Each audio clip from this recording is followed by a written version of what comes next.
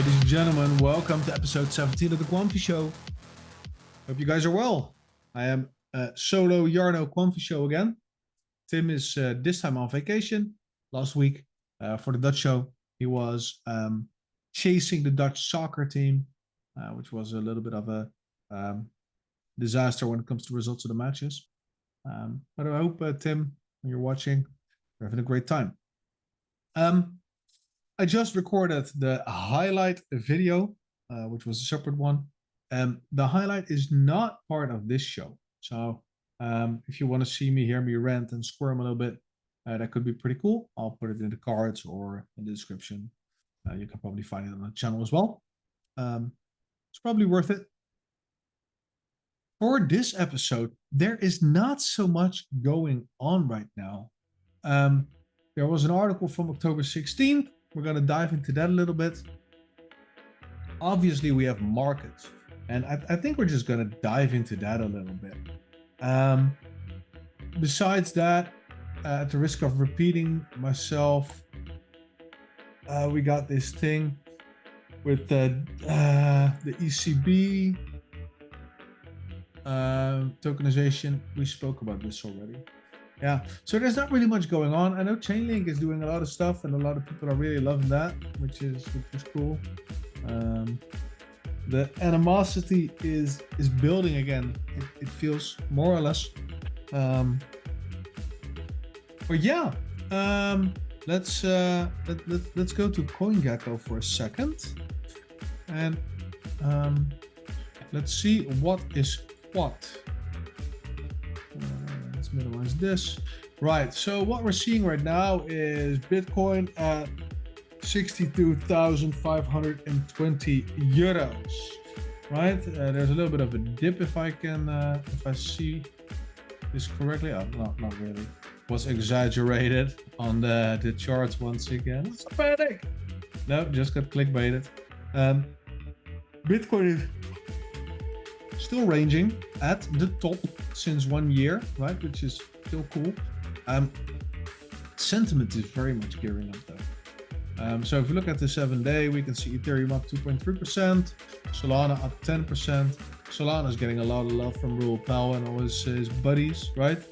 The banana zone groupies, which is interesting. XRP taking a dump again, don't know why. They had this stable coin thing coming for them, right? Is this the team selling the pump? I don't know. I really don't know. I'm just taking the piss. Tron still here. Don't know why. Very interesting. Toncoin on position 11. This was the coin for the chain that did hamster combat. Oh, this is interesting. There's more coins with the same dip as XRP and Bitcoin. Or is that? Am I not confusing things? Anyway. Where is QNT? QNT is really super low. I think they're in position 80 something. Yeah, 88. 60 euronies. And well, this is what it looks like since a year. And if we go for the max, this just, yeah. Let's turn it to log. If it a log we're ranging, no, it's a downtrend slightly. There's a lot going on though still. Volume is pretty steady, which means low. Sure guys, it's already 10 o'clock here. Had a really early morning, pretty exhausted. So yeah, what can we expect? I mean, if we look on X, all the people with deep pockets are bullish, it seems. Most of the crypto people are how do you say? Cautious, skeptical. Some are bullish. So what is happening, right? There's a lot of liquidity being injected. China throwing the kitchen sink at the economy. Rate cuts in the EU, in the US, in the UK, I think. Everybody is busy with tokenization. Everybody's hard at work to stimulate and two,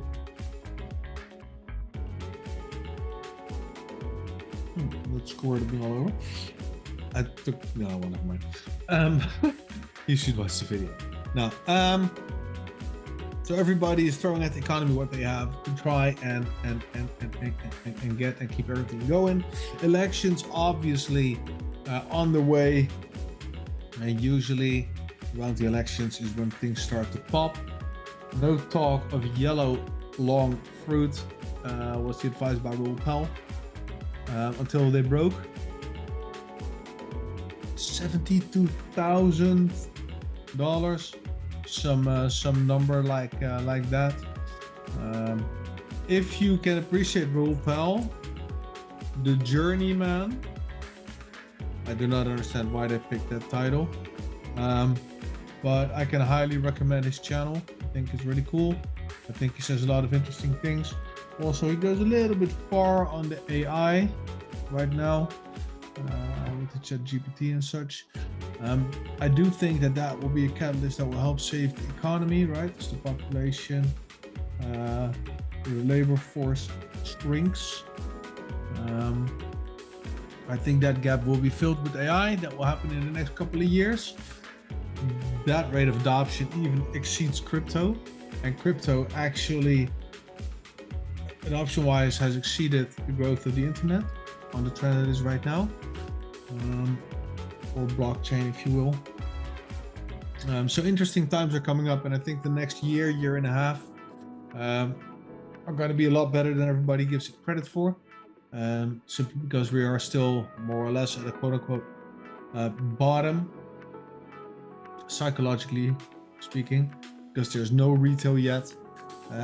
People are not bullish at all, if you ask me, except for the couple of how do you say, the zealots, right? The people that are always bullish and looking for the best, people that are in here for a long time, and obviously the people that can actually see or read or predict, right? Because there's more going on than just crypto sentiment, right? It is is confluence the right word? I think it is. Confluence between all these factors, right? Which Raoul Pal then calls the business cycle. And yes, I'm a little bit of a Raoul Pal fanboy, and I know a lot of people of you think that he's an idiot because he made a mistake like everybody else in 2021, and a lot of guys been throwing him under the bus whenever they get the chance. I think that's too easy. I think I respect him so much for sticking his neck out, putting himself out there. And yeah, I'm folding a paper airplane when I'm looking down.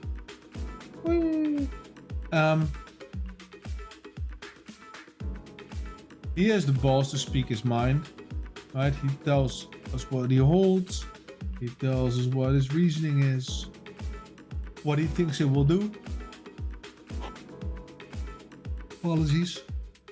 Needed to get it out of my system. But you're remembered for your failures, not your achievements, generally, which I think is sad.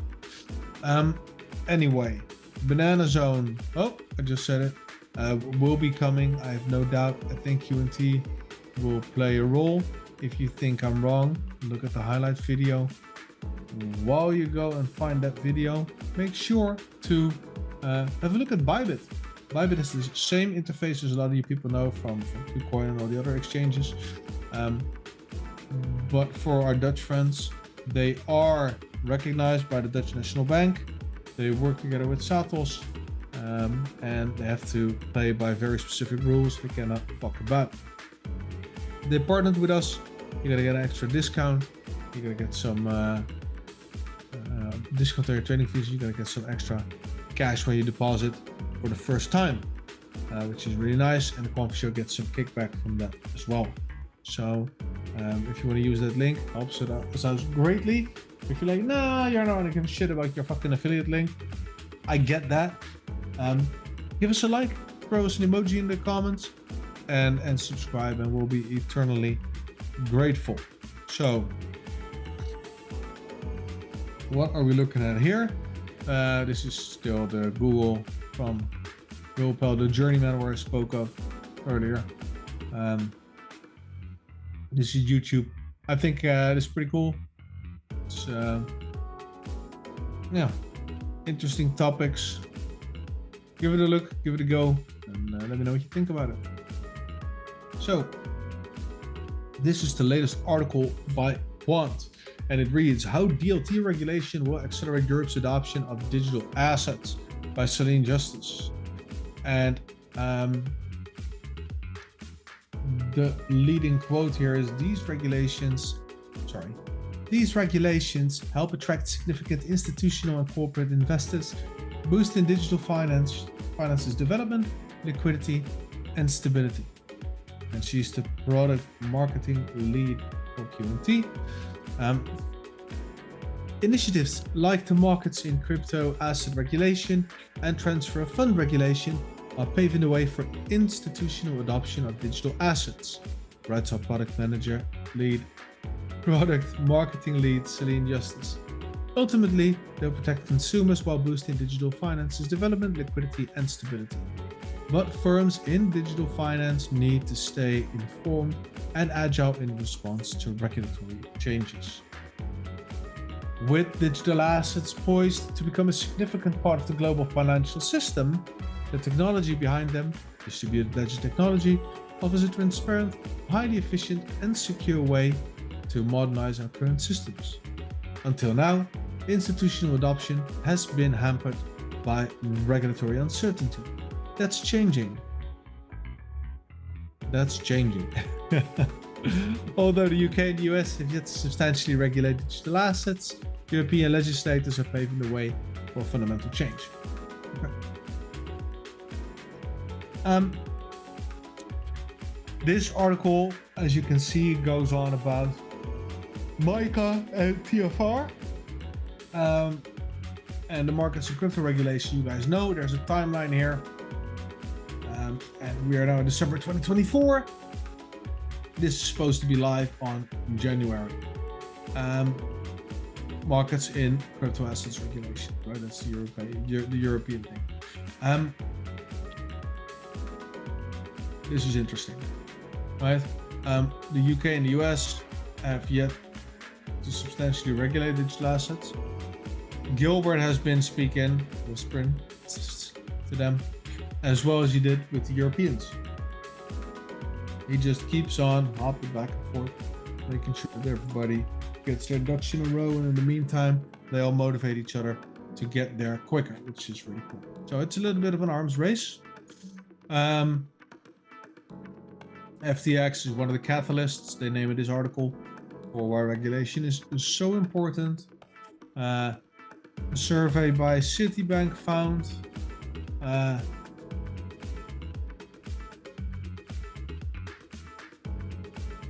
that in Europe, regulatory clarity and a range of national regulations, quote, led to over 70% of respondents being live with offering cryptocurrency at a commercial scale, which is really cool. We know that the UK recently opened applications for regulatory sandbox. We spoke about this last episode. And then you have DORA.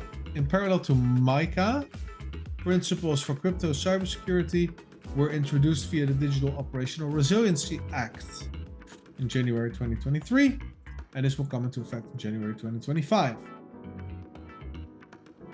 This is like a mandate for best practices and rules, etc., for cybersecurity. And there will be certifications for this and trainings, obviously, because money needs to be made, which is really cool. Regulation about maturity indicates maturity.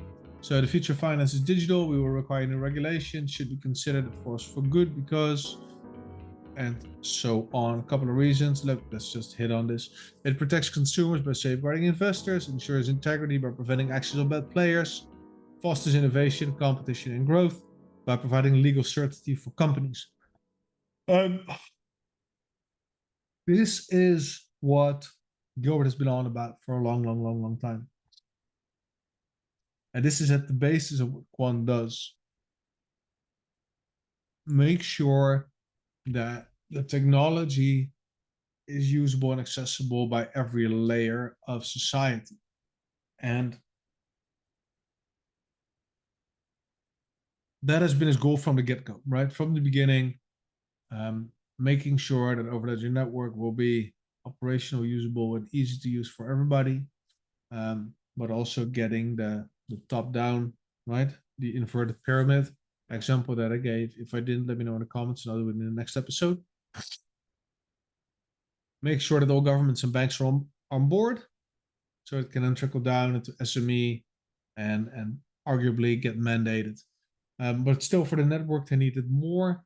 So set P is now being created alongside MIT, and that will definitely probably become the new layer of the internet for the use with digital assets. And that is where staking comes in, and that is where everything gets really interesting for us. I threw the paper airplane for people not watching the video, because everybody loves their staking. Everybody wants their yield, right? Their to earn money on their assets. That's why Quant's probably not so popular quite yet. But it'll get there. It will get there. And in the meantime, hold on to what you have. Unless you're absolutely fed up, watch my previous video and then just sell and just buy back later on, because there's a lot of money to be made in the coming year and a half. And you don't want to miss out on that. I need to get to bed. Thank you for watching, listening. Give us a like, throw a subscribe. Let me know what you think about the length of this video. I know it's a little bit meager content-wise. I'll do better next week. For now, thank you so much. Stay Quamfy. Stay very Quamfy. Super Quamfy. Quamfy.